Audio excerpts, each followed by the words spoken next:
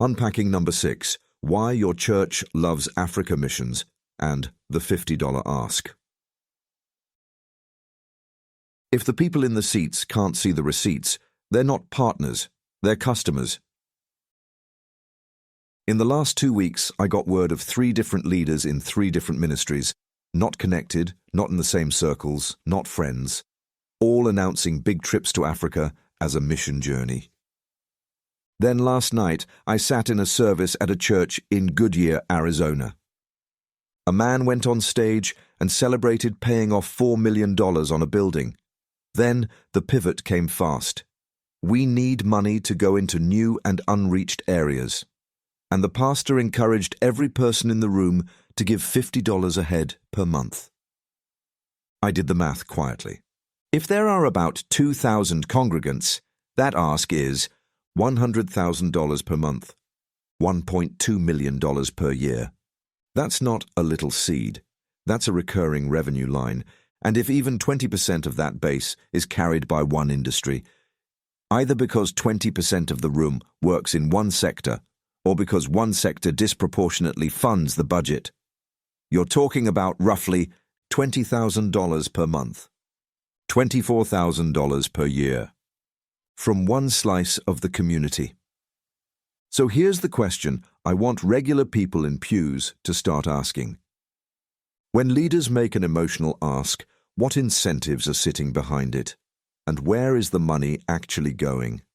Not where the stories say it's going, where the money actually goes. The part we miss, the visual and emotional machinery. Most giving campaigns aren't built on spreadsheets. They're built on imagery. It's the mission video, the montage, the shaky footage of a village road, the close-up of a child's face, the swelling music under the pastor's voice. And none of that is inherently evil.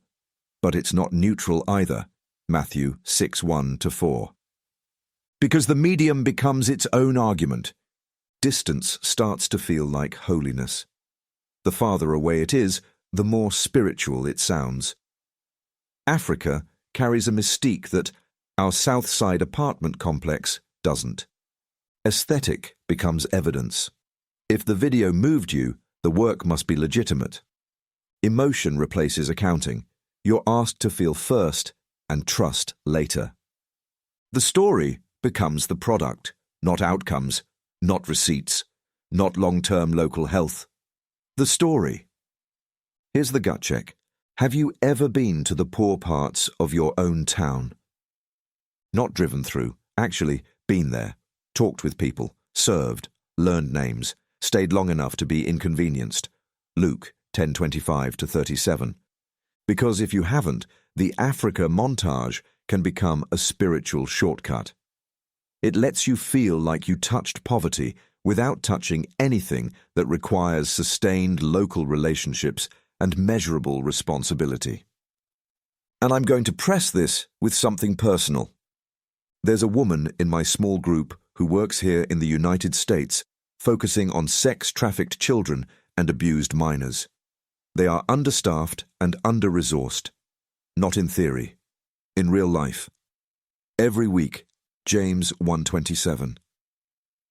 So I want to ask you plainly, when was the last time your church put that kind of work on the big screen? Not as a one-time awareness mention, but as an actual budget line with real staffing and sustained support. 1 John 3:17-18. Because this is where the optics start to reveal the incentives. First, let's be fair. There are real needs in Africa. There are faithful workers. There are regions with severe persecution and instability. There are places where aid matters and where believers are trying to survive. This isn't an anti-Africa article. It's a pro-truth article, 2 Corinthians 8:20-21. Because too many churches use Africa as a fog machine, and fog is very convenient when you're moving money. The uncomfortable reality nobody says out loud. A lot of Africa missions today is not first contact gospel work. Pew Research documented that the share of Christians in sub-Saharan Africa climbed from 9% 1910, to 63%, 2010. And Pew's more recent analysis notes that between 2010 and 2020, sub-Saharan Africa surpassed Europe as the region with the largest Christian population. So when a US church markets Africa missions as if Africa is a blank spiritual map, that's already a problem. Not because Africa is finished, because the sales pitch often doesn't match reality, Proverbs 11:1. The counterintuitive harm nobody talks about, this devalues African believers. Here's the part that should bother us the most, and it's not even about American money, it's about African dignity. When churches constantly frame Africa as the needy receiver and America as the spiritual sender, it quietly teaches everyone in the room, including Africans, a false story. Africans are always the mission field, never the church. African pastors are always in training, never teachers. African Christians are always behind, never fruitful. African ministry is always what we helped build, never what God raised up among them. This is not just a feelings issue. Missiology literature has warned for a long time that cross-cultural mission can slide into paternalism, and paternalism can produce dependency in indigenous churches. And the devaluing becomes very practical. It creates a perceived reliance on the American church system. Even when African churches are thriving, the repeated narrative becomes, they need us. Over time, that reshapes expectations. Local giving gets crowded out because the Americans will cover it.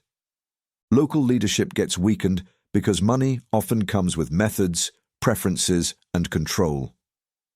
Local ministry becomes performative because stories, pictures, and deliverables are often aimed back toward donors, not toward local spiritual health. It rewards the wrong incentives on the ground. If Western funding becomes the pathway to success, it can quietly pressure leaders to learn donor language more than they learn shepherding, 1 Peter 5:2-3. That doesn't mean Africans are dishonest. It means any system produces what it rewards everywhere on earth. It turns real African victories into American bragging rights. If Africa's Christian growth and church vitality are real, and they are, then we should be careful not to rewrite African testimony as American achievement. A church that constantly markets Africa as our project is not honoring African believers. It's branding them. And the most spiritual form of disrespect is the one you can't recognize because it wears a worship soundtrack. Unreached is a real category, and it's not the same thing as Africa. If a church says unreached, it should mean something. You don't need to memorize every number. You need to hold on to one basic thought. Unreached is not a vibe, it's a measurable category.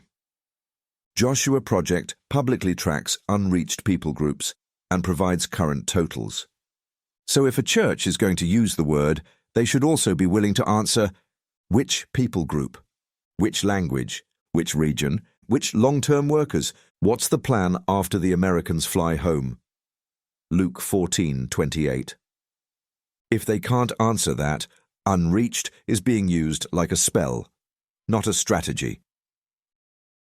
Here's the real topic, the money and the missing missions P and L. Most church attenders never see a true missions P and L. They see a pie chart, a stage announcement, a video clip, a few photos on the wall, and a $50 ask framed as obedience. What they don't see is the basic business question: how much of missions is travel, and how much is actual in-country support or long-term work? Because here's what a real missions P and L would show, plain English.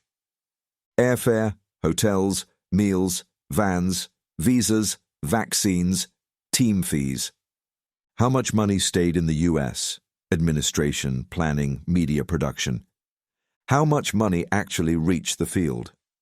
Names of partner organizations and amounts. Short-term trip spending versus long-term worker support. Outcomes measured 6 months later. Not just, we felt changed. And here's the line churches rarely want to say on stage: travel is expensive, and travel photographs well. Why the room never gets a missions P&L. Disclosure is optional. Most non-profits file a Form 990 that the public can review. Churches are different. The IRS explains that churches and some church-affiliated organizations are accepted from filing annual information returns, like Form 990. Translation for normal people: a church can be tax-exempt while not being required to give the public the same standardized annual financial disclosure other non-profits provide.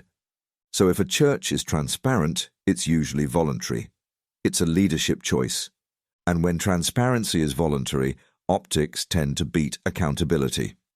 This is why missions can become such a convenient spending category. It's spiritually untouchable, emotionally powerful, and often financially opaque. The tax angle, real, but often used as moral cover. Let's keep this simple and accurate. The IRS allows certain travel deductions, but only under strict conditions. The IRS says you can claim a charitable deduction for travel expenses necessarily incurred while away from home performing services for a qualified organization only if there is no significant element of personal pleasure, recreation, or vacation in the travel. And the IRS adds the part most people ignore. Even if you enjoy the trip, the deduction depends on being on duty in a genuine and substantial sense throughout the trip. If you have only nominal duties, or for significant parts of the trip you don't have any duties, the travel isn't deductible. So yes, tax benefits are real, but tax benefits are not holiness. And tax deductions are not proof of wise stewardship. Also worth saying out loud, the IRS explicitly notes that contributions to a specific individual aren't deductible, and it gives an example where paying a child's missionary expenses doesn't qualify as a deduction for the parent. Cross-border money moves equals less visibility for the donor. This doesn't mean every church is hiding something. It means the structure naturally reduces visibility. FinCEN's own FBR guidance states that a U.S. person with a financial interest in or signature authority over foreign financial accounts must file an FBR if the aggregate value exceeds $10,000 at any time during the calendar year. The point isn't FBAR equals scandal. The point is, international complexity grows faster than local accountability. So if a church wants the congregation funding international work, the church should proactively increase transparency, not decrease it. Luke 16:10-12. The incentive structure nobody wants named. I'm not claiming every pastor is corrupt.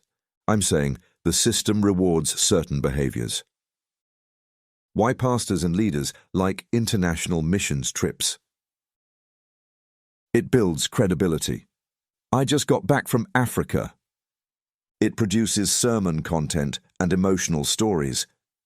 It creates status without having to solve hard local problems. It's easier to fundraise around a distant need narrative than a complicated neighbor. Why churches like them? High optics, low scrutiny. Overseas partners don't show up at board meetings. Outcomes can stay abstract. Lives were changed instead of, here's the ledger. Why mission organizations like them? Short-term teams can function like a revenue stream. Recurring donors become stable monthly income. Auditing outcomes across language, culture, and jurisdiction is hard and expensive. So yes, there's incentive behind the ask, not evil. Incentive. And incentives don't care how sincere you are. A hard but necessary data point. One reason I'm pressing on this is because the Christian world has a real internal financial integrity problem. The Center for the Study of Global Christianity publishes Status of Global Christianity tables.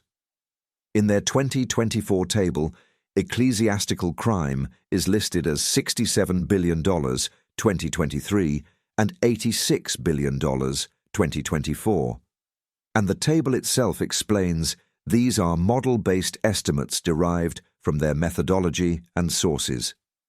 These are estimates, not audited totals, but even as estimates, they make one point unavoidable.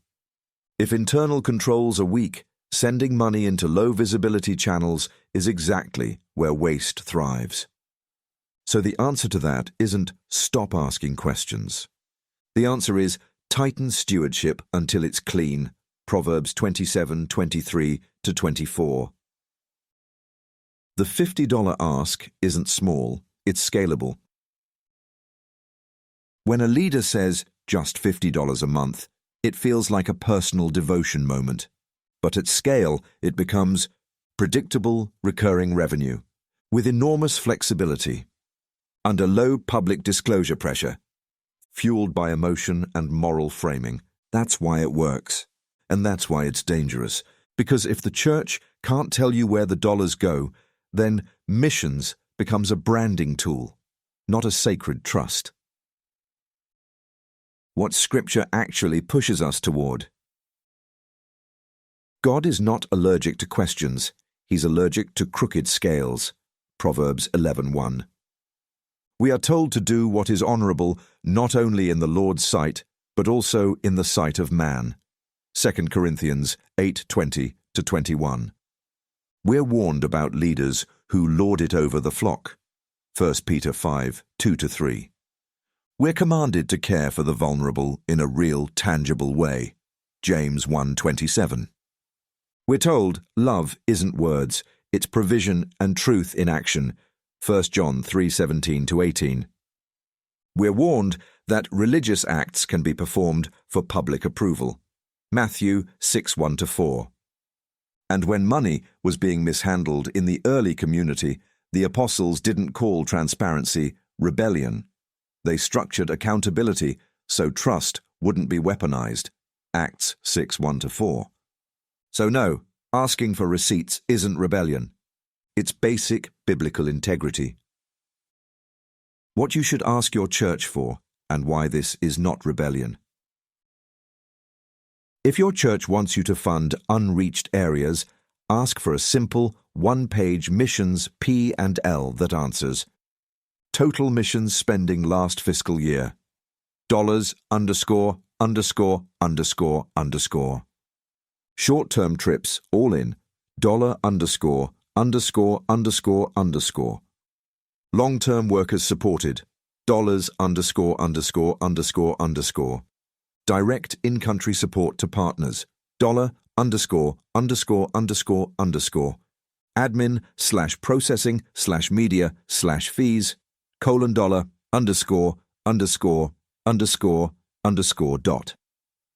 Names of partner organizations plus amounts given, list. Measurable outcomes tracked 6 to 12 months later, summary. And for each short-term trip, total trip cost. Number of participants, percent spent on travel/logistics versus local partners. What work continued after the team left? Who is accountable on the ground? And while you're at it, ask one more question that cuts through the fog. How much do we spend annually on the vulnerable within 15 minutes of this building? Because if a church can fund passport stamps but can't staff local mercy, something is off. The mirror. If your church needs $50 a month from every head in the room, it is not sinful to ask, are we funding ministry or funding an institution's appetite? Because unreached can be real and still be used as a sales pitch. And missions can be holy and still become a machine. And here's the deeper mirror. If our mission story requires Africans to stay needy in the American imagination, then what we're funding isn't partnership, it's a narrative. Where I land: give, be generous, support faithful work. But don't hand your conscience to a stage microphone. 1 Thessalonians 5:21. If a church asks for millions, it should offer clarity that matches the ask. Because when the people in the seats can't see the receipts, they're not partners, they're customers. A closing challenge to the matrix. Here's what I think is happening beneath all of this, something most believers feel but don't want to name. Modern Christianity has built a machine, a system that measures health by attendance, buildings, production value, and constant expansion. A system that needs a steady stream of fresh vision to keep the giving emotional. A system that loves causes that look heroic from a stage and can't be audited by the people writing the checks. And the most dangerous part? The machine can run on Jesus language while quietly training the sheep to confuse tears with truth, montage with mission, travel with sacrifice, platform with authority, and giving with obedience, even when the stewardship is murky. So I'll ask you the way I'd ask myself. If your church can't show you a mission's P&L, if they can't tell you what percentage went to travel versus actual ministry, if unreached is a slogan instead of a strategy, if the poor in your own zip code remain invisible, if a woman fighting for trafficked children can't get staffing while the stage can fund flights, then maybe the question isn't, why aren't you giving? Maybe the question is, what exactly are you being asked to fund? Because the kingdom doesn't need a fog machine. It needs light. May the shalom of our Abba guard you. Shalom v'shalva. Your brother in the way, Sergio. Copyright 2026, Sergio de Soto. All rights reserved. No portion of this work may be reproduced, distributed, or transmitted in any form or by any means without prior written permission, except for brief quotations used for reviews, commentary, or educational purposes with attribution.